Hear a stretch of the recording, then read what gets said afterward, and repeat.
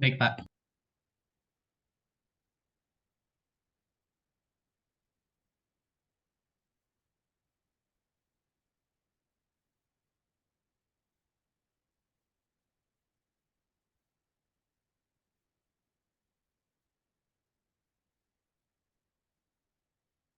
Oke, share screen saya kira sudah bisa dilihat ya. Baik, ini adalah materi kelima kalau nggak salah dari perencanaan kita. Mudah-mudahan Bu Dira sudah memberikan sesuai dengan apa yang kemarin kami diskusikan. Saya tadi sudah mengirimkan link untuk mengakses bahan di Island. Cuman untuk materi yang pertama ini kebetulan sudah saya update tapi file terlalu besar untuk dimasukkan di Island. Jadi saya tadi sudah kirim juga ke WA-nya tadi apa? WA-nya Umi ya. Nah, jadi nanti Umi bisa sharing dengan yang lain-lainnya file PDF untuk materi yang kelima ini. Untuk yang lain silakan nanti coba akses ke link yang sudah saya sharing dari Island. Mudah-mudahan nanti kalau seandainya ada updating atau ada perubahan dari materi tersebut saya bisa informasikan. Oke, topik kita sekarang ini adalah potensi aplikasi dan rekayasa genetika dan protein. Mudah-mudahan ini tidak overlap dengan apa yang disampaikan oleh Bu Dira, karena ya saya pikir ini perlu saya sampaikan di awal supaya nanti bisa ada semacam overview dari saudara sekalian tentang manfaat dan potensi kontribusi yang bisa diberikan oleh rekayasa genetika dan protein ini. Ya, ini materi-materinya yang saya pikir akan saya berikan, yang 1 sampai dengan 4 atau 5, saya kira sudah diberikan oleh Bu Dira. Nanti kita setelah ini kita akan langsung bicara tentang di materi kedua tentu saja dari yang saya berikan, artinya materi ke-6 atau ke-7 ya. Pengertian dan kontribusi ini sudah yang sekarang ini. Selanjutnya adalah kita bicara tentang hal teknis, yakni vektor cloning dan transformasi genetik yang akan menggunakan plasmid dan berbagai macam variannya, termasuk pagemid, bakyak, dan juga posmid. Lalu kemudian nanti kita bicara tentang transformasi genetik. Di sana ada heat shock, elektroporasi, agrobakterium, biolistik, dan sebagainya. Lalu kemudian sebenarnya jadwal sekarang ini sudah masuk ke jadwal ujian tengah semester ya. Tapi saya pikir kemarin karena mulainya juga agak telat, nanti kita coba susul ya. Dengan demikian saya berharap Izin nanti Pak, kita, halo? eh, di kami kan kami magang Pak, jadi kata prodi itu tidak ada UTS atau UAS Pak. Oh gitu ya. Ya oke, nanti Iya nggak Pak. apa-apa. Nanti semacam ini saja, semacam kuis ya untuk feedback dari saudara. Dan sifatnya adalah apa namanya online saja. Jadi model kuliah ini, kalau Anda kuliah bisa, saya kira mestinya itu bisa. Oke? Halo? Iya baik Pak. Oke. Ya, jadi itu semacam feedback, evaluasi bagi saya sendiri, termasuk penguasaan dari materi yang sudah diberikan, meskipun bagaimana, eh, artinya harus ada feedback yang bisa kami berikan. Sebab nanti kalau seandainya diminta nilai, kami juga bingung ya, mau dari apa menilai Anda gitu. Nah, dengan adanya feedback itu nanti, ya itu feedbacknya tentu feedback teori tentu saja. Nah, karena itu nanti di akhir daripada pertemuan dengan saya akan mengadakan semacam kuis ya, dan sifatnya adalah online. Jadi Anda bisa bekerja di mana saja, termasuk sekarang ini kan Anda bisa kuliah di mana saja kan dengan online ini. Oke, ya jadi nanti kita hilangkan untuk ujian tengah semesternya, lalu kemudian nanti kita langsungkan dengan kuis saja di akhir pertemuan. Nanti kita akan bicara mengenai analisis transforman berbasis PCR, restriksi, hibridisasi dan sebagainya, termasuk juga isolasi gen target ya, yang baik itu berbasis fungsi, penyusunan dan peta genetik. Oh iya, ini yang sekarang ini kelompok magang saudara ya. BP berapa ini? BP 2001 ya? Iya Pak. Oke. Oh ini termasuk yang si Liza dan Imron ya, yang kebetulan magang di tempat saya. Ada Imron dan Liza? Ada, Pak. Oke, oke. Berarti Liza ya. Oke, baik. nggak apa-apa, nanti kita ini kan. Tapi saya pikir kita harus ada feedback nanti di akhirnya. Oke, nah sekarang kita lihat dari rekayasa genetika itu sendiri, bagaimana pengertiannya. Pengertian daripada rekayasa genetika mungkin kemarin juga sudah diberikan, tapi saya kira ada sudut pandang yang berbeda. Ya, ini adalah scientific alteration, jadi perubahan saintifik terhadap struktur genetik jadi material, ya, struktur material genetik in a living organism, jadi organisme hidup. Karena kita tahu bahwa semua organisme hidup itu terdiri dari atau memiliki material genetik, termasuk sampai kepada virus, meskipun virus dianggap sebagai partikel yang menjadi perdebatan apakah dia hidup atau tidak. Ya, hidup tidaknya itu karena kebetulan virus sendiri sifatnya adalah parasit obligatif, ya, tidak bisa apa namanya, tidak bisa hidup tanpa berada dalam satu inang yang hidup.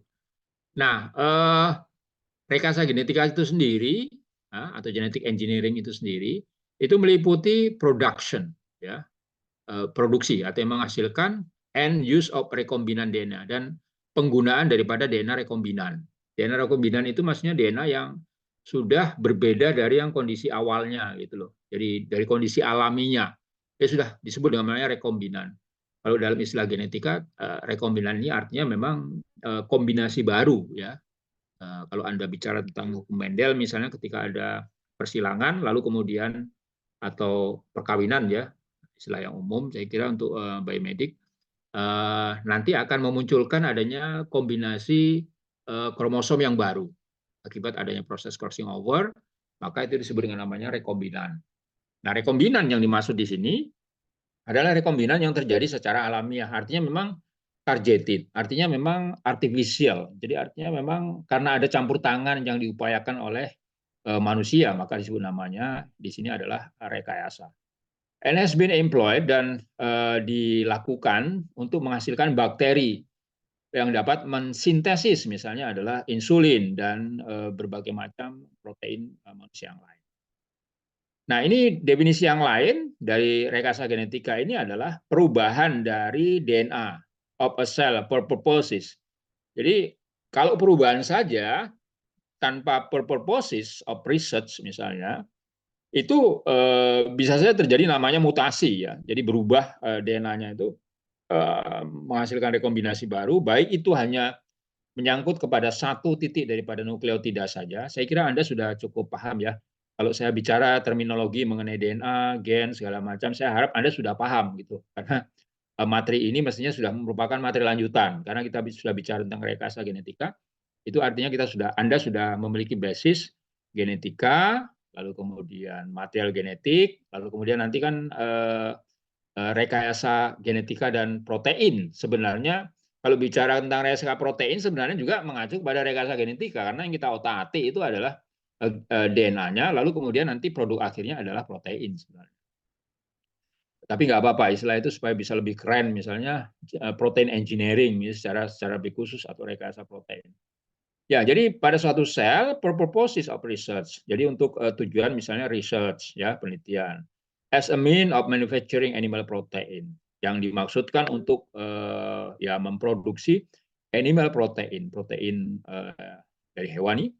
Lalu kemudian bisa juga correcting genetic defects. Jadi bisa digunakan untuk mengkoreksi atau memperbaiki kerusakan genetik. Contoh misalnya pada kasus menggunakan gene terapi misalnya, or making improvement, dan membuat perbaikan, ya, to plants. Kalau di tumbuhan itu genetic engineering juga umum digunakan untuk misalkan menghasilkan tumbuhan yang resisten terhadap penyakit, misalnya terhadap serangan hama, dan sudah banyak yang diterapkan untuk itu. And animal, dan tumbuhan bred by man, yang dimuliakan, atau bred itu yang diternakkan lah gitu, ya, by man. Nah, kemudian pengertian lainnya rekayasa genetika itu sendiri adalah the science. Jadi semacam ilmu pengetahuan, ya, science of altering, untuk merubah, and cloning genes.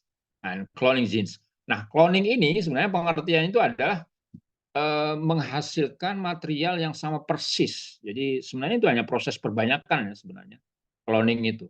dalam istilah tumbuhan misalnya, kalau kita mendapatkan klon itu artinya kita mendapatkan bagian material tertentu. Mungkin Anda sudah pernah mendengar di SMP atau SMA belajar mengenai menghasilkan stek misalnya. Jadi memperbanyak tumbuhan dengan stek. Bunga mawar misalnya dipotong lalu kemudian ditanam, itu namanya klon. Jadi nah, yang penting dari konsep itu, material genetik hasil cloning tersebut, hasil pembiakan vegetatif disebut, itu persis sama material genetiknya.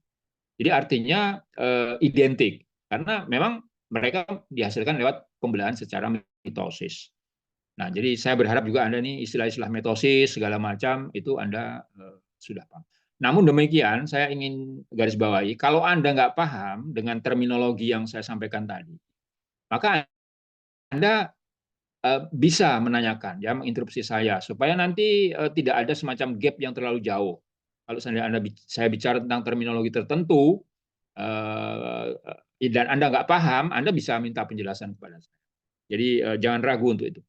Genes to produce, untuk menghasilkan a new trait, apa namanya, karakter baru in an organism, pada satu organisme, or to make a biological substance, atau juga ditujukan untuk menghasilkan senyawa. Substance itu semacam material, senyawa, bisa saja pokoknya biological, nyawa biologis, such as protein atau hormon, ya.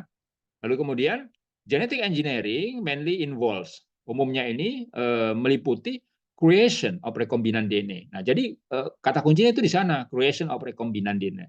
Jadi kalau seandainya dia tidak mengacu kepada upaya untuk merubah struktur dari DNA, maka itu sebenarnya bukan rekayasa genetika sebenarnya. Ya.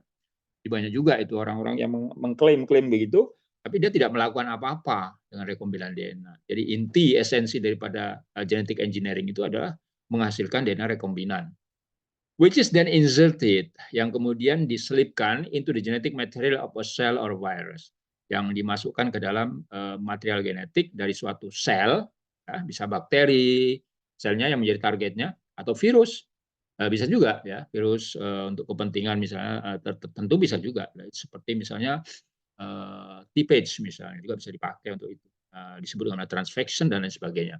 Nah, atau baik itu sel bakteri, tumbuhan ataupun hewan, bahkan manusia, itu bisa dipakai seperti itu. Jadi kalau misalnya kita ingin memperbaiki genetic defect misalnya pada sel-sel pankreas misalnya lewat stem cell tertentu, maka kita bisa gunakan itu. Jadi kita perbaiki lalu kemudian apa namanya, kita selipkan di situ dengan tujuan untuk perbaikan atau substitutif daripada struktur daripada gen yang sudah ada yang kebetulan rusak atau tidak bisa berfungsi dengan baik, maka kita selipkan di sana untuk tujuan substitutif, jadi menggantikan peran daripada gen yang awalnya. Nah, itulah inti daripada pengertian rekayasa genetika. Jadi intinya semuanya adalah kepada DNA rekombinan. Jadi tanpa itu maka sebenarnya tidak disebut dengan namanya rekayasa genetika. Nah, sejarah perkembangan rekayasa genetika ini sudah mulai sejak awal. Jadi ketika tahun 1865 sebenarnya, gen saat itu dianggap sebagai faktor partikulat. Anda barangkali sudah belajar mengenai hukum Mendel misalnya dalam pola pewarisan itu, bahwa saat itu memang gen itu dianggap sebagai sesuatu yang berdiri sendiri ya, antara satu gen dengan gen yang lain. Sehingga memang pola pewarisannya ya dianggap bersifat diskret. Jadi bukan merupakan sesuatu yang terletak pada struktur yang linear. Nah, berkembang terus 1900, 1976 dan sebagainya sampai dengan 1972 misalnya. Ini mulailah apa yang terkait dengan DNA rekombinan tadi itu mulai muncul di situ ya. Jadi pada saat itu apa namanya? Paul Beck, Cohen dan teman-temannya itu berhasil mengkloning DNA ke dalam plasmid vektor lalu kemudian dimasukkan ke dalam sel bakteri. Nah, pada saat itulah mereka bekerja dengan berbagai dengan gen-gen yang sederhana termasuk insulin misalnya. Jadi insulin itu sebenarnya sudah sangat lama digunakan sebagai material untuk kepentingan rekayasa genetik. 1972 sampai 1992 termasuk berbagai macam pengembangan teknologi-teknologi yang ikut mendukung daripada proses rekayasa genetika yang sampai sekarang juga berkembang menjadi sangat besar sekali, termasuk genom-genom dari beberapa organisme dari mulai yang prokariot, sampai kepada yang apa namanya eukariot, tumbuhan tingkat tinggi ya, tingkat tinggi maupun sampai dengan manusia juga ya. Tahun 2000 sebagai contoh genom human sapiens, Homo sapiens ya, manusia itu selesai di sequence. Nah, termasuk yang lainnya juga termasuk 2002 Anopheles gambiae, Plasmodium falciparum juga selesai di apa namanya di sequence. Nah, ketika kita akan mendalami bidang rekayasa genetika, kira-kira keahlian apa yang dibutuhkan dalam teknologi ini? Nah, ini kira-kira skemanya seperti ini. Jadi kalau misalnya kita ingin bicara rekayasa genetika, maka kita harus paham tentang fisiologi. Ya, fisiologi kalau Anda itu mau bekerja dengan rekayasa genetika pada bakteri, ya tentu harus paham fisiologi bakteri. Nah, itu kalau Anda mau bicara tentang rekayasa genetika pada sel manusia, Anda harus kita harus paham tentang fisiologi. Nah, termasuk juga yang lain mikrobiologi. Nah, kenapa mikrobiologi? Saya yakin Anda sudah belajar ini ya di kurikulum S1 biomedik, saya kira mestinya harus ada ini. Karena apa namanya, vektor yang kita gunakan itu umumnya rata-rata menggunakan sel-sel tunggal, prokariot, jadi bakteri misalnya ya. Itu banyak gitu. Nah, pemahaman ini akan sangat membantu bagi kita, termasuk kulturnya, bagaimana dan segala macam penyiapan. Nah, di samping itu, molekular biology misalnya. Jadi ini penting sekali. Jadi bagaimana memahami mekanisme apa namanya, mekanisme ekspresi gen dan lain sebagainya. Kenapa? Karena ketika kita nanti berhasil melakukan rekayasa, tapi ternyata tidak apa namanya tidak terekspresi misalnya, wah ini kenapa gitu kan pertanyaannya itu harus dijawab. Ini Anda barangkali kalau seandainya mungkin tanya sama Imron sama Lisa itu yang kebetulan magang di tempat kita di apa namanya rekayasa genetika kebetulan mereka sedang bekerja. Itu pekerjaannya nggak gampang gitu karena tricky udah dihasilkan kok nggak ada itu loh, deteksi nggak ada itu sepertinya berhasil di tahap ini tapi kok hasilnya nggak ketemu gitu. Jadi memang butuh semacam apa ya, di samping daripada kemampuan teknis daripada saintifiknya, tapi juga di situ ada semacam kemampuan soft skill juga yang dibutuhkan. Nah, kemudian genetika. Nah, ini tentu saja menjadi sesuatu yang mutlak dibutuhkan. Karena kalau Anda nggak ngerti DNA, nggak ngerti bagaimana apa namanya memotong enzim misalnya, lalu kemudian teknik-teknik yang lain, ini nggak bisa karena nanti di salah satu tahapan daripada proses itu kita nanti membutuhkan apa namanya teknik-teknik tertentu ya. Nah, saya berharap teknik-teknik molekuler Anda itu sudah paham semua ya, misalnya isolasi DNA itu bagaimana, kemudian apa namanya elektroporesis bagaimana, lalu kemudian teknik PCR bagaimana, kemudian restriksi enzim juga bagaimana, ligasi bagaimana, lalu kemudian juga apa namanya analisis DNA-nya misalnya menggunakan berbagai macam bioinformatik misalnya. Saya berharap Anda sudah paham di sini gitu. Karena semua itu nanti kita butuhkan untuk kepentingan analisis keberhasilan daripada rekayasa genetik. Nah, kemudian molekular cell biology ya, ini juga penting. Lalu kemudian biochemistry ini penting karena kalau seandainya kita bicara tentang nanti produk daripada rekayasa genetika, misalnya protein kan, karena kebetulan materi ini itu dikombin dengan apa namanya rekayasa protein. Nah, karena itu ini menjadi penting. Nanti kalau kita mau melakukan misalnya eh, isolasi ya produk daripada ekspresi hasil rekayasa kita, maka kita membutuhkan kemampuan ini, kemampuan biokimiawi ya, termasuk misalnya analisis untuk bisa melihat bagaimana kemurnian daripada proteinnya, aktivitas enzimnya dan lain sebagainya. Nah, di samping itu juga kita membutuhkan ilmu pendukung sesuai dengan bidang kajian yang menjadi fokus daripada rekayasa genetik. Kalau seandainya kita misalnya ke arah pertanian, seperti yang sudah saya sebutkan tadi, misalnya ketahanan terhadap penyakit tanaman, maka kita membutuhkan tambahan daripada kemampuan kompetensi di bidang pertanian ini, termasuk pemahaman antara tadi fisiologi tumbuhannya misalnya. Nah, atau kita ingin dari tanaman itu nggak kita gunakan untuk makan, tapi untuk pangan, tapi kita gunakan untuk memproduksi enzim misalnya. Pisang misalnya kita rekayasa untuk menghasilkan protein tertentu. Nah, itu juga bisa gitu. Jadi kita tidak hanya ingin kenyang dari produk pertanian itu, tapi kita juga ingin mengambil senyawa. Tadi kan biological substances tadi yang bisa dipakai. Nah, ini bisa dipakai dan sekarang banyak yang menggunakan itu. Kentang misalnya, Kita nggak panen itu untuk bikin chip atau untuk bikin kentang goreng, enggak. Tapi kita pakai misalnya untuk memproduksi senyawa, misalnya pati yang katakanlah dia memiliki karakteristik untuk industri misalnya. Nah, ini bisa dipakai. Lalu kemudian kedokteran. Nah, ini tentu saya kira Anda sudah cukup paham di sini karena Anda biomedik. Nah, tentu harus bisa memahami ya. Artinya harus ada semacam pemahaman, setidaknya pemahaman dasar ya, ilmu pendukung daripada bidang kedokterannya itu sendiri. Nah, peternakan juga begitu, farmasi untuk pembuatan obat misalnya, teknologi pangan juga begitu, untuk lingkungan juga begitu, kehutanan, industri dan juga nanoteknologi.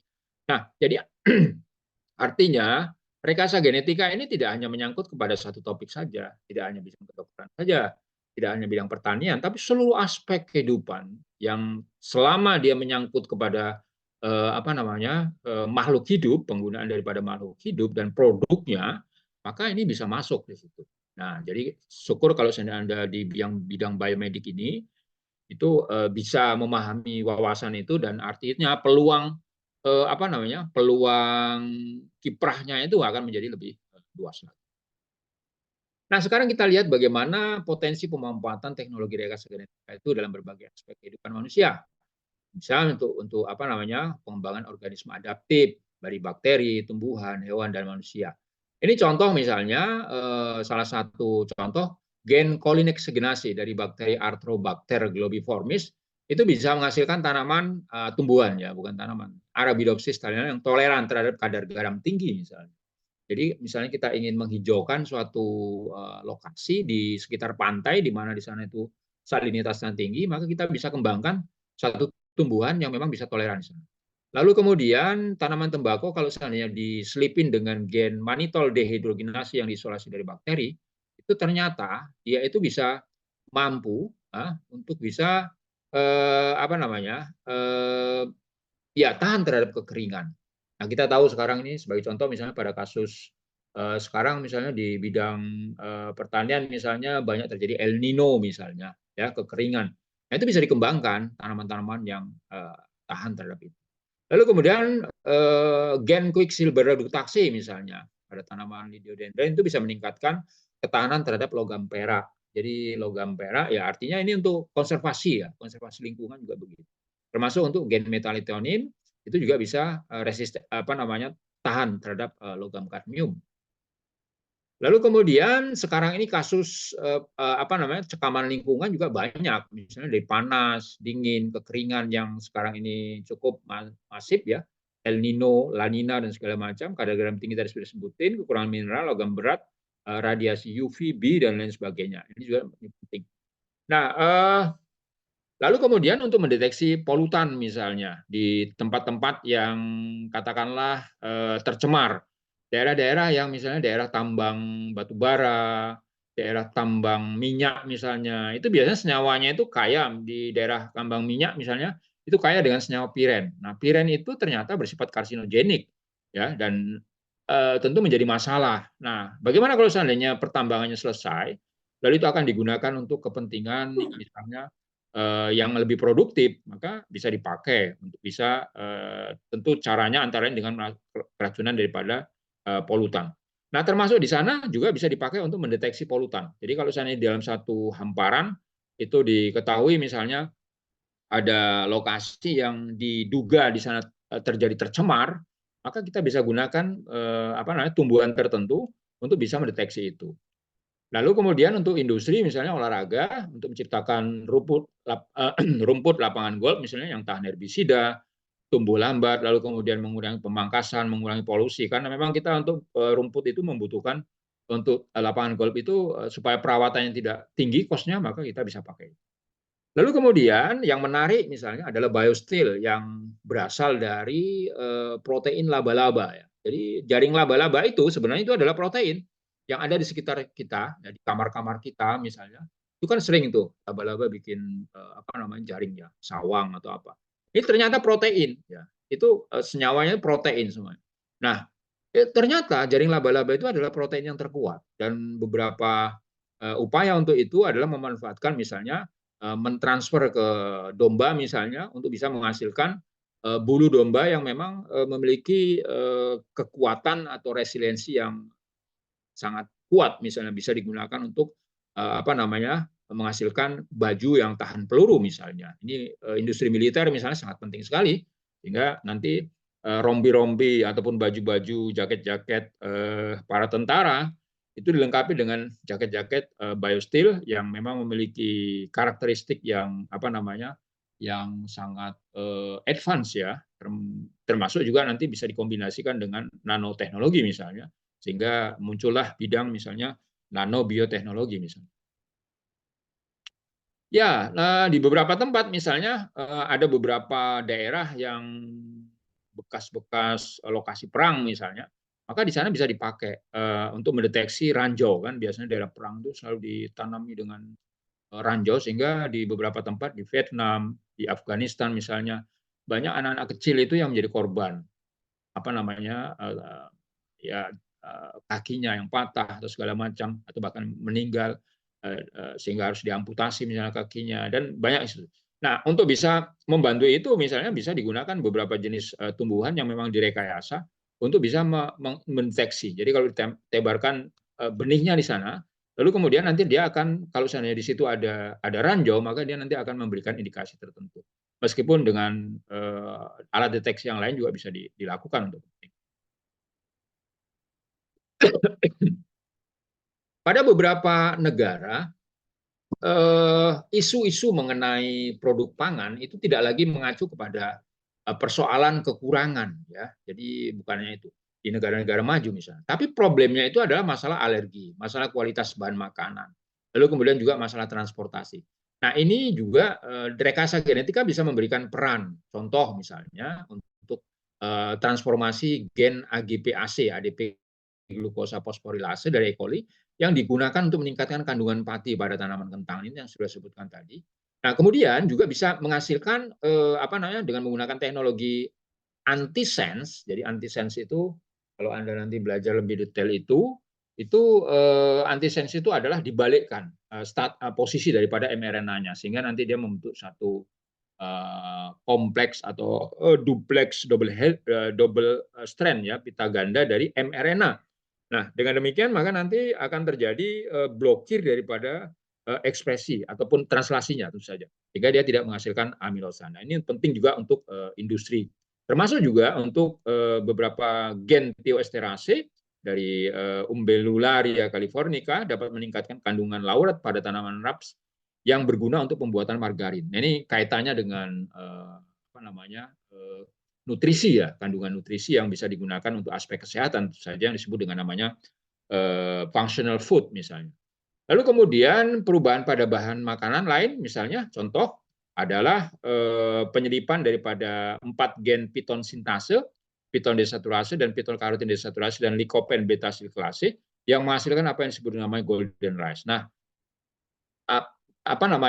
padi ini atau beras ini itu diperkaya dengan apa yang disebut dengan namanya beta karotin.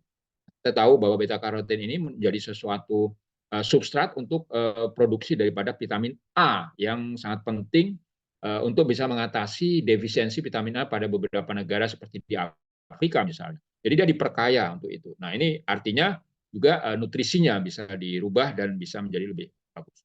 Nah, kemudian beberapa jenis tumbuhan, tanaman, produk-produk daripada pangan kita juga bisa dipakai misalnya untuk menghasilkan menghasilkan buah yang longer lasting tomato. Jadi misalnya menghasilkan tomato itu yang nggak gampang busuk gitu. Nah, jadi nggak gampang busuk sehingga tomatnya itu bisa untuk transportasi di beberapa tempat, lalu kemudian juga dia lebih tahan lama untuk disimpan. Ini bisa dipakai dan ini sudah dipasarkan ya di luar negeri, itu terkenal dengan apa yang disebut dengan namanya tomat flower sour ya. Jadi itu salah satu produk daripada rekayasa genetika. Nah, untuk kepentingan industri misalnya sebagai contoh adalah penggunaan daripada senyawa poli 3HB atau disebut juga dengan namanya polihidroksibutrik ya. Ini menghasilkan materi yang disebut dengan namanya bioplastik. Nah, bioplastik ini adalah bahan baku plastik yang bersifat biodegradable. Kita tahu bahwa plastik itu menjadi salah satu polutan di lingkungan ya. Apalagi kalau plastik itu dihasilkan lewat dari senyawa hidrokarbon misalnya dari minyak bumi, itu mengandung misalnya bisphenol dan lain sebagainya yang juga berbahaya kalau seandainya nanti dikonsumsi misalnya. Nah, ini ternyata bisa menghasilkan bahan baku misalnya untuk membuat garpu, membuat sendok, sendok-sendok plastik itu. Nah, tapi dia bersifat biodegradable. Nah, artinya biodegradable itu dia kalau dibuang itu langsung nanti akan bisa gampang terurai. Jadi cepat waktunya terurai. Sementara kalau plastik yang sintetik, yang hidrokarbon itu bisa sampai 20-an tahun, bahkan mungkin katanya itu bisa sampai mencapai ratusan tahun baru dia bisa terdekomposisi dan pada akhirnya dia nanti akan menyebabkan problem polusi lingkungan. Nah, dengan ini maka ini bisa digunakan untuk kepentingan. Nah, tadi saya sudah menyebutkan antara lain misalnya tanaman pisang yang bisa dipakai untuk menghasilkan semacam senyawa apa namanya biological substances tertentu ya. Nah, contoh misalnya untuk menghasilkan alkaloid misalnya menghasilkan taksol untuk kanker, untuk cancer dan kemudian juga apa namanya untuk menghasilkan protein yang mampu mencegah karies gigi misalnya. Lalu kemudian juga bisa dipakai untuk memproduksi hormon, insulin, atau kemudian juga cairan pengganti darah juga bisa dipakai. Lalu juga termasuk adalah trypsin inhibitor atau omega 3 fatty acid ya, yang omega 3 orang menyebutnya begitu, yang bukan dari ikan. Kenapa? Karena kalau dari ikan itu biasanya ada semacam cemaran bau amisnya dan orang nggak suka dengan bau amis ikan itu. Sehingga dia diproduksi dari tumbuhan. Nah, dari tumbuhan otomatis dia tidak memiliki bau amis itu. Nah, inilah salah satu dari beberapa manfaat lain yang bisa dipakai. Nah, tadi saya sebutkan antara lain pada bidang tumbuhan, tapi saya lewatkan saja, misalnya beberapa tumbuhan yang tahan terhadap herbisida, ya, bisa baca saja untuk yang ini, ya berbagai macam jenis ini bidang pertanian, misalnya tahan terhadap serangan hama penyakit, ya, dan lain sebagainya saya kira. Nah, tadi kok lari sini. Oke. Ya, kemudian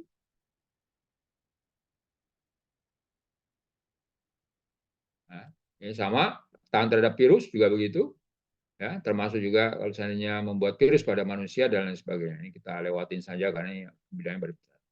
Nah, sekarang kalau tadi rekayasa genetika, kita lihat daripada konsep daripada dogma sentral, itu selalu produk akhir daripada aspek gen itu atau material genetika itu adalah protein.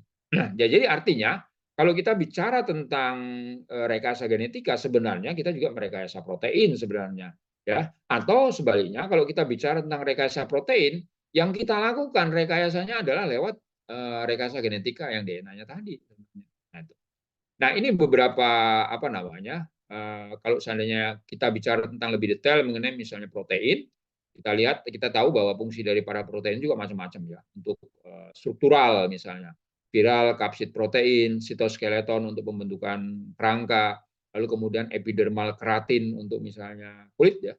Lalu kemudian katalitik protein. Nah, katalitik protein, ya, misalnya untuk hemoglobin, misalnya mioglobin, ferritin. Lalu kemudian ada lagi protein-protein yang regulatory, contoh misalnya hormon atau faktor-faktor transkripsi. Ya, mudah-mudahan ini Anda sudah paham ini apa yang dimaksud dengan namanya hormon, apa yang dimaksud dengan faktor transkripsi dan lain sebagainya.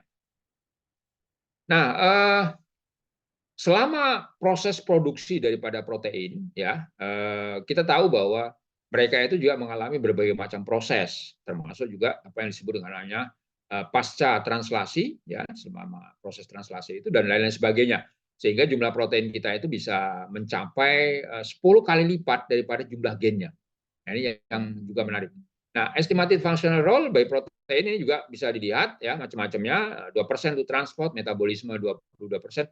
Pokoknya daripada produk ini semuanya tergantung lah apa yang mau kita butuhkan. Kita membutuhkan protein lah, gitu aja singkat ceritanya ya. Nah, jadi ini macam-macamnya, ukurannya juga begitu lah. Nah, apa yang bisa diperoleh dari data-data yang lain misalnya? Nah, kita tahu misalnya kita sudah punya berbagai macam apa namanya berbagai macam informasi ya yang ada pada database ya. Nah, kita bisa lihat di situ berbagai macam yang bisa kita pakai. Sharingnya nggak jalan ya? Nggak bergerak ya apa saya? Bergerak, Pak. Bergerak? Oke, saya ulangi Iya, coba. Pak. Kuatnya tadi kok nggak bergerak. Oke. Eh,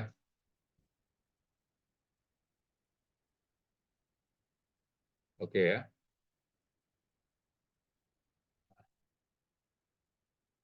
Oke, nah sampai sini tadi. Nah, jadi dari data ini semuanya kita sebenarnya sudah ada di dalam database. Kalau Anda sudah belajar bioinformatik, mudah-mudahan Anda betul-betul sudah ini nih sudah mumpuni di bidang bioinformatiknya. Karena dari sana pasti Anda akan belajar mengenai bagaimana struktur tiga dimensi, lalu kemudian bagaimana cara mengidentifikasi karakteristik daripada protein dan lain sebagainya, lalu kemudian juga domain-domain yang bersifat katalitik dan lain sebagainya.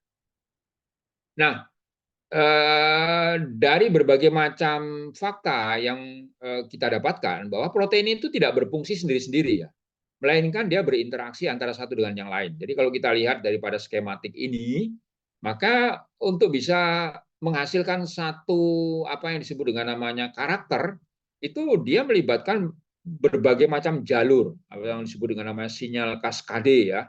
Nah, kalau kita bicara misalnya tentang misalnya patogenesis, misalnya dari kemunculan satu penyakit, itu kita kan juga akan bicara itu tentang bagaimana proses itu terjadi. Nah, proses itu tidak melibatkan satu molekul saja, satu atau dua atau tiga, bahkan melibatkan berbagai puluhan, bahkan bisa mencapai ratusan.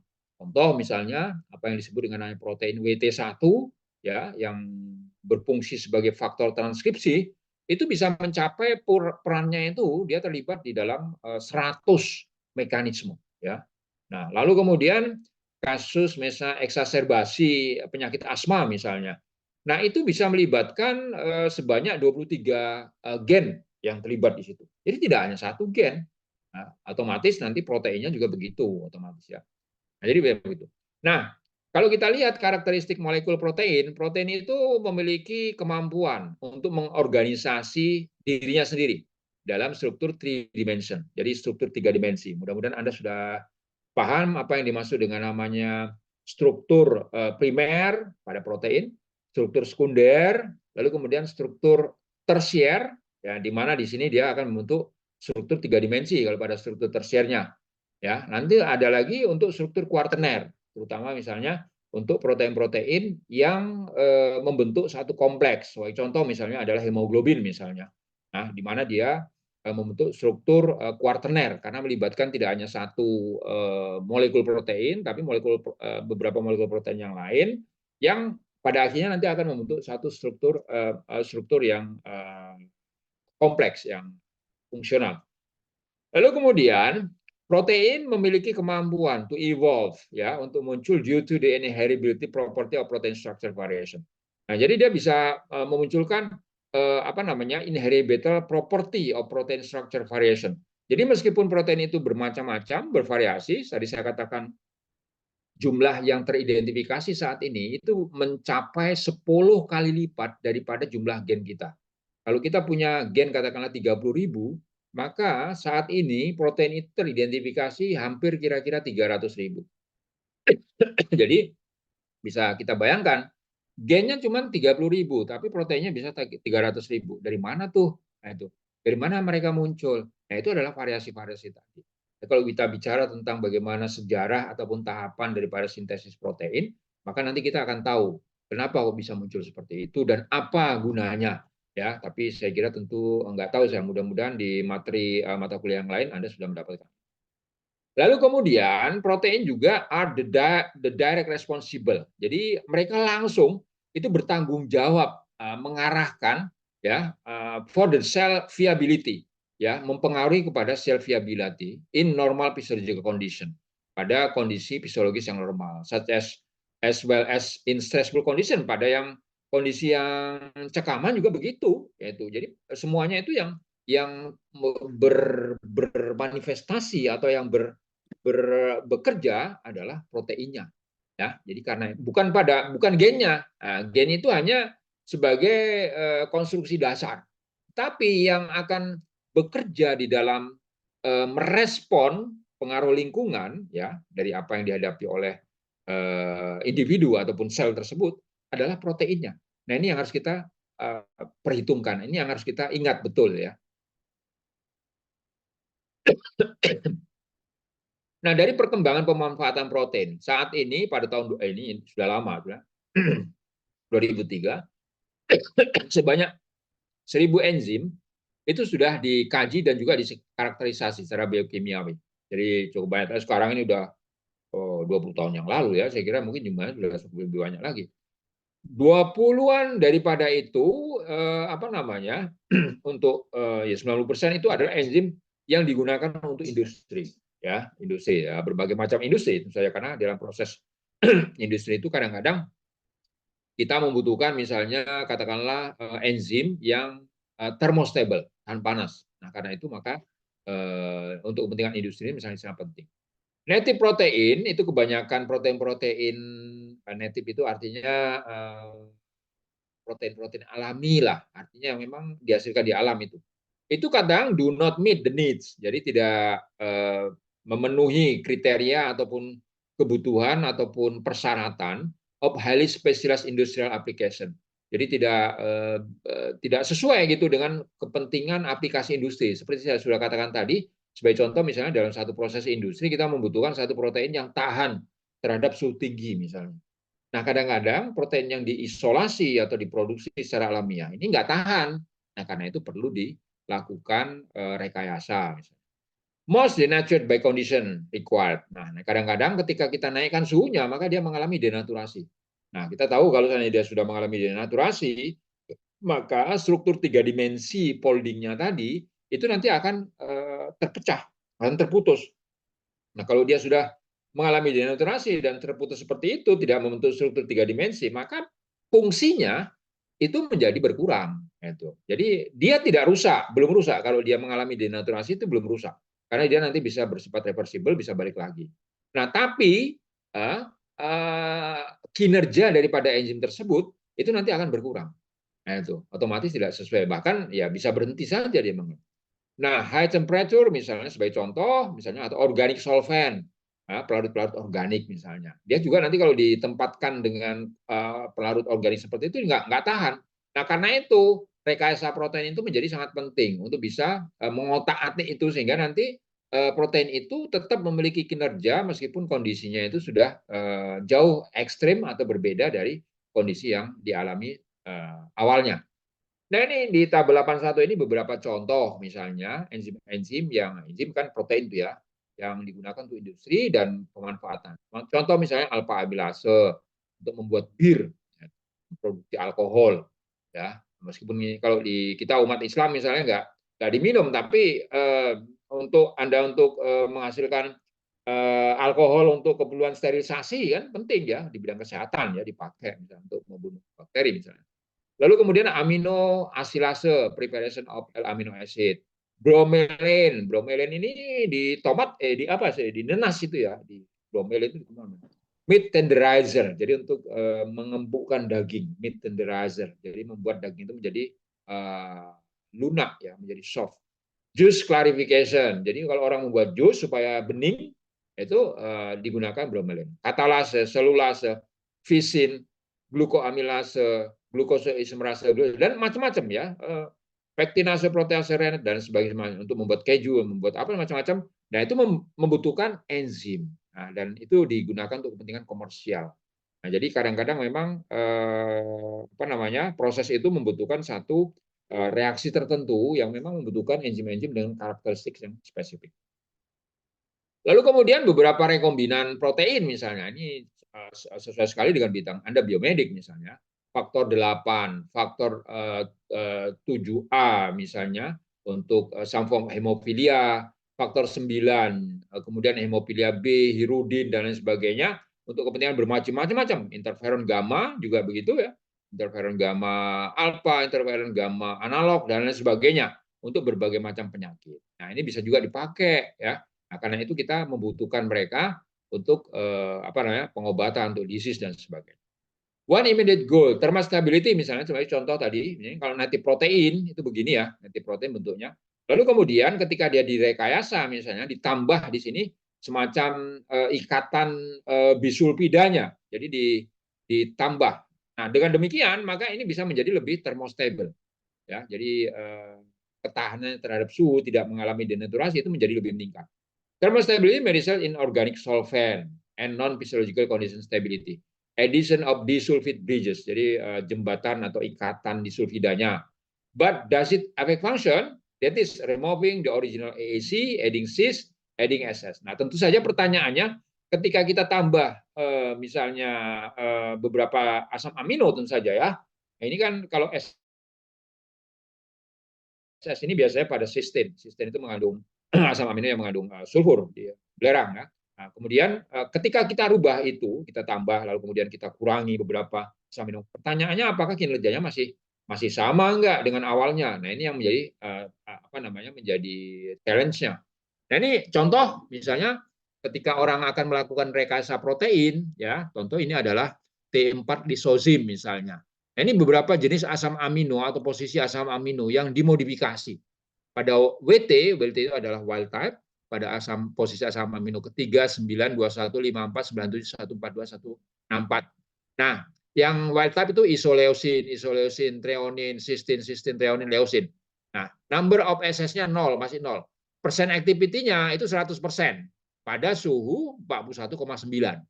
Ya, jadi ini kan 41,9. Nah, ketika dia sudah mengalami modifikasi, sebagai contoh misalnya ini adalah variannya, varian enzim A, yang asam amino yang ketiga ini diganti dengan cysteine. Nah, yang lain masih sama ini, sama. Lalu number of SS, jadi jumlah ikatan disulfidanya satu kan, jadi nambah satu dari cysteine nih. Nah, persen aktivitasnya turun, itu. Tapi suhunya itu bisa naik sampai 46,7%. 46,47 derajat. Jadi dia bisa tahan di suhu 46,7 derajat dengan kinerja atau aktivitas itu hanya 96. Ya masih oke lah 96% ya. Nah, tapi kan suhunya bisa meningkat nih. Lalu kemudian yang paling tinggi adalah pada pada suhu 65,5 derajat. Bayangin dari 41,9 atau 42 katakanlah dia bisa bertahan sampai di suhu 65,5 ya 65 derajat. Nah, apa yang terjadi di situ? Ini adalah variasi daripada F ya. Posisi 3 itu ditambah dengan cysteine, dirubah 9 cysteine, lalu kemudian 21 cysteine. Jadi banyak. Cysteinnya berarti ada berapa? 3.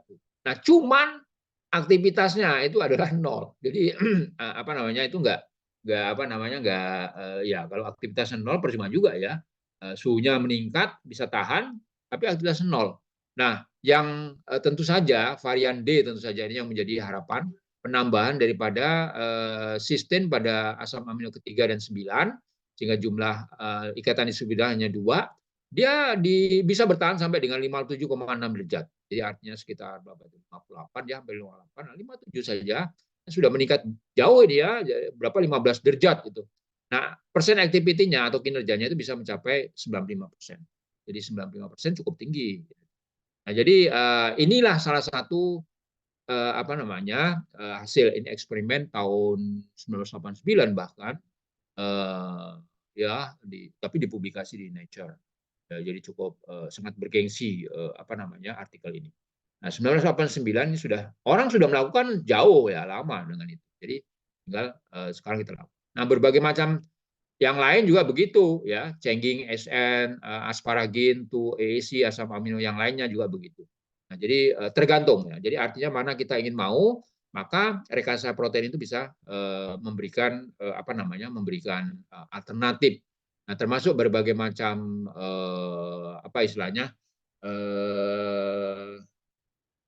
simulasinya ya, simulasinya. Ini contoh misalnya pada interferon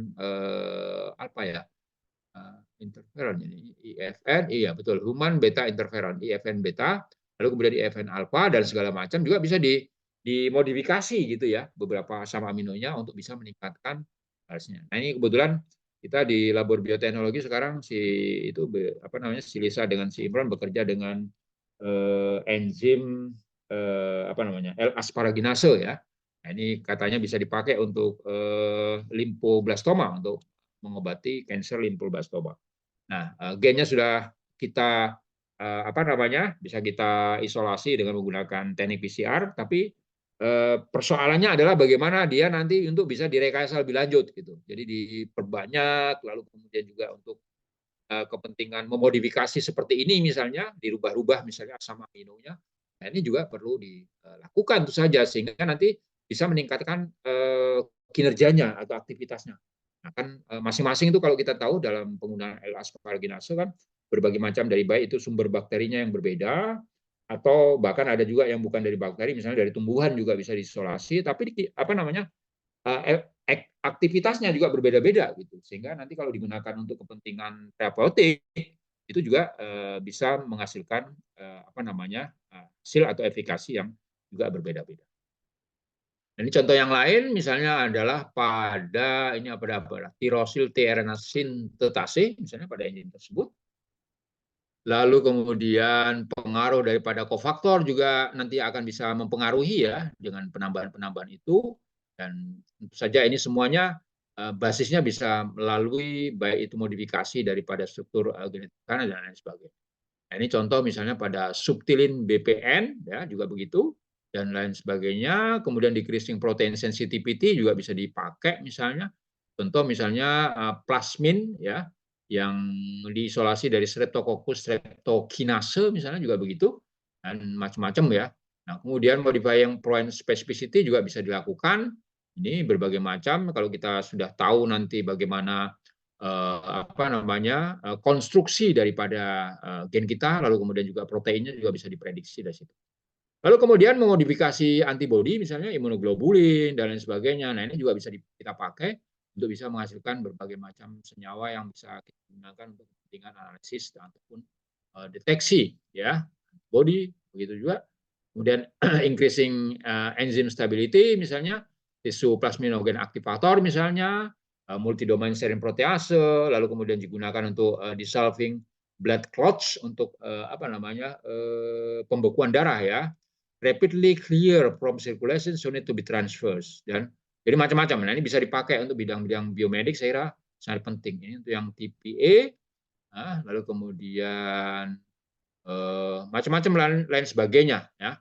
Altering multiple properties misalnya rapid high throughput screening, contoh misalnya pada subtilin ya bisa dipakai di situ untuk deterjen misalnya untuk membersihkan kain ya. Deterjen itu termasuk juga produk daripada rekayasa genetika sebenarnya sebagian itu yang apa namanya bisa menghasilkan karena pada proses pencucian menggunakan mesin cuci itu ya kan ada itu mesin cuci yang suhunya itu tinggi ya, jadi artinya bisa panas dia. Jadi dengan panas itu biasanya cucian itu bisa lebih cepat bersih, lebih bersih ya dibandingkan dengan yang tidak menggunakan suhu panas, misalnya yang normal-normal saja. Biasanya itu yang menggunakan panas itu biasanya lebih ini, karena itu dia membutuhkan deterjen tertentu. Nah ini diisolasi dari jamur ya, dari jamur ternyata, dan itu bisa dipakai dan lalu kemudian nanti dimodifikasi sehingga apa namanya campuran daripada deterjen atau enzim yang ditambahkan pada deterjen tadi itu bisa berfungsi dengan baik pada suhu yang relatif tinggi. Nah ini mushroom peroksidase yang bisa dipakai dengan berbagai macam modifikasinya dan akhirnya bisa dipakai. Termasuk ini juga analisisnya ya molekular analisis hibrid peroksidase. Nah, kemudian penisilin ya ini yang dipakai untuk antibiotik juga bisa dimodifikasi. Jadi makanya nanti ada apa namanya berbagai macam upaya modifikasi bisa dilakukan, termasuk pada asparaginase juga bisa kita lakukan berbagai macam modifikasi yang kemungkinan bisa bermanfaat nanti untuk kepentingan menghasilkan obat tertentu. Tamoxifin ya, tamoxifin saya kira orally active selective estrogen receptor modulator dan lain sebagainya untuk treatment of breast cancer misalnya untuk kanker payudara. Currently the world largest selling drug. Nah, ini jadi tamoxifen ini dianggap saat ini sebagai world largest selling drug. Jadi obat yang paling banyak dijual ya. Dan lain sebagainya. Jadi macam-macam lah pokoknya intinya berbagai macam produk misalnya plansterol dari tumbuhan, plansterol atau planstenol dan sebagainya, macam-macam ya, beta sitosterol dan lain sebagainya.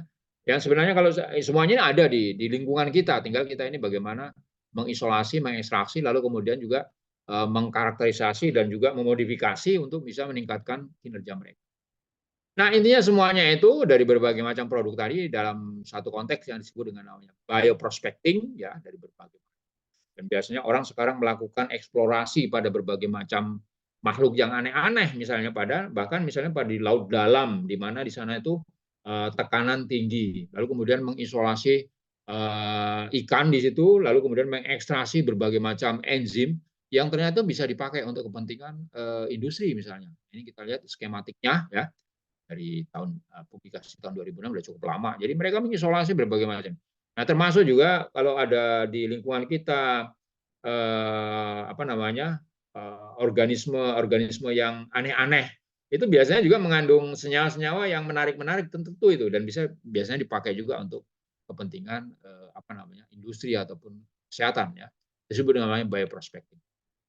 Nah, ini contoh ya fenomenos dari lapisan tertentu yang juga apa namanya beracun ya tapi ternyata juga bisa punya manfaat. Rekombinan interferon, isolation of cDNA ini adalah prosesnya. Nah, mudah-mudahan ini juga sudah diberikan. Ya, human leukosit, isolasi mRNA-nya, lalu dapat cDNA-nya, lalu cDNA-nya diklon ke dalam plasmid PBR322. Nanti kita lihat nih apa itu PBR322. Lalu kemudian diklon menggunakan cloning site PST1, ditransformasi ke dalam E. coli, lalu kemudian dites ampicillin, lalu kemudian nanti dihibridisasi dan lain sebagainya sampai nanti dilakukan. Ini saya kira nanti kita coba untuk apa namanya berbicara tentang proses-proses ini ya dalam proses rekayasa genetika. Lalu kemudian produk-produk hibrid ya IFN ya interferon gamma ya cDNA dan sebagainya saya kira macam-macam ya. Jadi ada alpha, beta dan juga gamma. Lalu kemudian human TNF alpha ya tumor necrosis factor misalnya ya apa dan sebagainya dan ini juga bisa dimodifikasi tergantung dari kita maunya apa. Lalu rekombinan modification human ini macam-macam TNF lalu kemudian dan lain sebagainya. Lalu kemudian survival rate-nya juga bisa dianalisis ketika nanti sudah dapatkan yang rekombinan, lalu kemudian kita bisa dapatkan mana. Optimizing tadi juga sudah dilakukan tadi. Nah, antara lain juga ini karena ujung-ujungnya adalah produknya ya. Di amilase dan sebagainya bisa dipakai. Nah, protein engineering macam-macam. Nah, bagaimana kita bisa melakukan protein engineering? Berbagai macam paradigma, misalnya dengan menggunakan mekanisme base. Secara rasional, detail structure analysis. Jadi kalau kita sudah punya struktur analisis daripada strukturnya sudah dianalisis secara detail, maka kita bisa melakukan rasionalisasi terhadap produk yang memang kita harapkan. Lalu kemudian empirism base non rational library base. Ini biasanya ini dicoba-coba ini. Coba kalau yang ini gimana kira-kira. Nah, apalagi sekarang kalau kita sudah punya bioinformatik, kita punya kemampuan untuk bisa melakukan simulasi struktur 3 dimensi, lalu kemudian docking, maka nanti ini bisa apa namanya tidak lagi membutuhkan apa namanya empirism. Meskipun pada akhirnya juga nanti ada empirism, tapi itu biasanya lebih apa namanya lebih singkat prosedurnya, sama dengan pengembangan obat-obat yang lalu kemudian mekanisme macam-macam ya tadi yang sudah disebutkan based on thermodynamics principle, calculation approximately. Jadi di apa namanya harus ada simulasinya terlebih dahulu. Lalu kemudian dan lain sebagainya. Nah, ini contoh empirism based similar principle to evolution, lalu kemudian di shuffling macam-macam, ada variasi, lalu kemudian diuji coba sampai nanti akhirnya dianalisis misalnya. Nah, ini contoh ya. Jadi apa yang kita dapat. What we need is not what we assay for. Jadi kadang-kadang nggak sesuai dengan realitas itu semua kadang-kadang. Nah, jadi makanya perlu empirism. Nah, empirism itu artinya pembuktian secara empiris. Jadi artinya harus ada uji coba gitu yang harus dilakukan. Nah, sekarang dengan adanya artificial intelligence, machine learning dan sebagainya, kita bisa juga mencoba untuk bisa melakukan simulasi sehingga nanti kita bisa dapatkan alternatif yang dianggap baguslah untuk calon atau kandidat daripada protein yang kita lakukan. Nah, ini tadi sudah sebutkan engineering protein K misalnya untuk bisa menghasilkan katakanlah apa namanya bahan-bahan yang bersifat biodegradable misalnya. Ini sudah tadi saya kira. Nah, yang juga menarik misalnya untuk kepentingan-kepentingan yang lain, misalnya diagnostik molekuler misalnya. Nah, ini contoh bagaimana kita bisa mengidentifikasi berbagai macam sistem, menggunakan sistem penanda misalnya, EFLP, lalu kemudian CAPS misalnya juga bisa dipakai untuk bisa mendeteksi ini. Lalu kemudian sistem SNP juga bisa deteksi misalnya kita bandingkan apa namanya nukleotidanya. Saya kira kalau Anda sudah belajar materi bioinformatik, mestinya ini sudah cukup paham tentang bagaimana bisa memahami dari SNP. Lalu kemudian juga bisa dipakai untuk pengembangan-pengembangan yang lain untuk deteksi misalnya deteksi di sini adalah salah satu contoh pengembangan deteksi dari apa namanya, mendeteksi patogen jamur ya. Kebetulan ini pada untuk tumbuhan, tapi saya kira hampir mirip, analog ya untuk juga jamur yang juga bersifat patogenik pada manusia misalnya. Ini adalah cloningnya. Nanti kita lihat bagaimana proses ini terjadi. Nah, ini saya kira hanya sekilas saja. Anda bisa lihat dari cloning kita dapatkan rekombinan, lalu kemudian kita biakkan, kemudian nanti ada plasmid, lalu kemudian lakukan pengetesan rekombinan dengan menggunakan PCR koloni, lalu kita dapatkan datanya, lalu kemudian kita bisa desain, dapatkan data sekuennya untuk bisa memverifikasi, lalu kemudian dari situ kita desain primer, lalu kemudian bisa kita pakai akhirnya menggunakan alternatif yang lain, lalu kita bisa cek secara empirik untuk bisa menggunakan PCR gradient, lalu kita bisa dapat mana yang suhu optimum yang bisa kita pakai untuk kepentingan analisis dan diagnostik, lalu kemudian kita uji coba sampai akhirnya kita bisa menghasilkan satu sistem. Nah, yang dari itu semua yang juga perlu kita perhatikan adalah potensi resiko penggunaan produk rekayasa genetika terhadap kehidupan manusia. Ini kan tadi pertanyaan begitu. Kita dapat protein, kita konsumsi obat, kita konsumsi rekayasa segala macam. Pada tumbuhan misalnya ada dikenal dengan nama GMO, genetically modified organism. Ini gimana kira-kira resikonya gitu loh. Gimana resikonya? Nah, tentu ada potensial risk yang harus kita pertimbangkan. Pertama adalah ecological aspect, ya, biodiversity misalnya, of plants. Dari kalau seandainya itu pada tumbuhan, tentu biodiversity-nya bagaimana? Karena dia nanti lebih tahan kan, misalnya terhadap terhadap pestisida misalnya, dia lebih tahan. Terhadap penyakit lebih tahan. Insek juga begitu terhadap serangga. Kalau misalnya kita memodifikasi serangga misalnya kan, ada juga itu yang dulu menggunakan untuk mengatasi masalah apa itu dengan menggunakan Wolbachia misalnya ya, itu bisa dipakai DBD ya, DBD kalau nggak salah. Sehingga itu. Nah, orang pada takut sampai sekarang, takut itu menggunakan Wolbachia itu sudah direkayasa pada Wolbachia. Lalu spiders juga begitu, yang serangga tadi ya, apa namanya, laba-laba. Jadi kalau gitu gimana nih? Bisa jadi Spider-Man betul nih. Bisa nggak kira-kira kalau misalnya kemampuan Spider-Man? Ya memang secara teoritis bisa, cuma tentu tidak segampang itu ya, tidak sesederhana itu. And other animal. Lalu kemudian cross pollination concern pada dunia ekologi misalnya, kalau di lingkungan itu berbagai macam buah, tumbuhan-tumbuhan lain misalnya terjadi transfer misalnya daripada material-material tadi. Lalu human health aspect misalnya alergen, kemungkinan alergi-alergi yang juga muncul, alergi-alergi tipe baru yang bisa saja muncul. Lalu kemudian toksin. Nah, meskipun ini biasanya sebelum mereka dilepas itu biasanya dilakukan semacam studi ya untuk pengkajian safety-nya. Sama dengan kalau orang mendesain obat itu toksikologi efek toksikologi studinya. Jadi studi mengenai tingkat keracunan atau dampak-dampak negatif lainnya. Jadi harus dikaji. Kalau memang dia sudah dianggap aman, baru nanti dirilis. Lalu gene transfer to organism within the body, jadi kemungkinan juga adalah transfer daripada gen ke mikroorganisme dalam tumbuhan juga dalam tubuh ya. Itu bisa saja terjadi. Karena bakteri misalnya konjugasi, lalu kemudian mereka bisa melakukan horizontal gene transfer. Nah ini horizontal gene transfer soal bakteri could be pesticide resistant. Jadi memang ini dampak-dampak yang memang juga harus dipikirkan. Kalau seandainya kita nanti melakukan rekayasa genetika, baik itu terhadap bakteri, tumbuhan, hewan, bahkan manusia dan sebagainya. Nah ini strateginya bagaimana? Ini kalau pada tumbuhan misalnya dia menciptakan satu sistem yang bersifat stopping pollen production. Ini bisa dilakukan. Jadi artinya dia tidak ditransfer ke dalam inti sel, tapi dia ditransfer ke dalam sitoplasma. Karena sitoplasma itu biasanya bersifat maternal inheritance. Ini yang tadi saya sebutkan. Kenapa begitu? Nanti Anda yang sudah belajar genetika, apa yang disebut dengan maternal inheritance. Contoh misalnya, gen-gen yang ada pada mitokondria, ya, itu semuanya diwariskan oleh pihak ibu, bukan dari pihak bapak. Pihak bapak tidak ada kontribusinya di sana. Jadi mitokondria kita itu semua itu berasal dari pihak ibu kita. Bapak kita nggak punya kontribusi apa-apa di situ.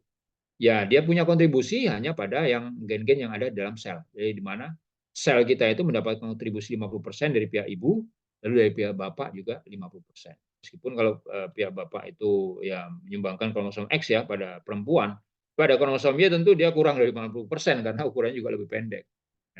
Nah, kemudian transformasinya itu ke dalam kloroplas. Nah, ini karena kloroplas juga bersifat maternal inheritance. Jadi keeping pollen transgenic. Lalu kemudian keeping transgenic seeds from sprouting. Ini juga kalau seandainya pada tumbuhan, mencegah ini untuk bisa untuk ya berkembang lebih lanjut lah. Nah, itu kira-kira strategi yang bisa dilakukan terkait dengan resiko daripada GMO. Baik, saya kira dengan demikian tadi adalah materi yang yang slide yang terakhir yang memberikan gambaran tentang perlunya kita aware tentu saja dengan adanya rekayasa genetika. Termasuk juga kalau seandainya kita merekayasa bakteri, tentu bagaimana pelepasannya ke lingkungan ini menjadi menjadi concern yang harus diperhatikan supaya dia nanti tidak membahayakan secara ekologis. Saya kira itu, silakan kalau ada pertanyaan terkait dengan topik tadi.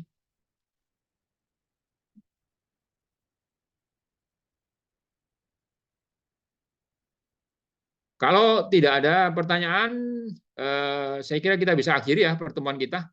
Untuk minggu depan kita mudah-mudahan sesuai dengan jadwal, yakni hari apa ya kalau jadwalnya? Hari Sabtu jam 10, Pak. Sabtu jam 10 ya. Mudah-mudahanlah kita bisa komit di jam tersebut. Kecuali kalau nanti ada perubahan mendadak ya, saya informasikan ke dalam hal ini kepada si Umi tadi ya. Oke. Baik, kalau tidak ada pertanyaan kita akhiri. Makasih semuanya. Ya saya ucapkan ini karena kebetulan masih Syawal. Saya ucapkan selamat Idul Fitri ya bagi kita semua yang merayakan. Dan mohon maaf lahir batin. Dengan demikian kita akhiri pertemuan kita. Terima kasih, semoga bermanfaat dan saya sudahi. Assalamualaikum warahmatullahi wabarakatuh.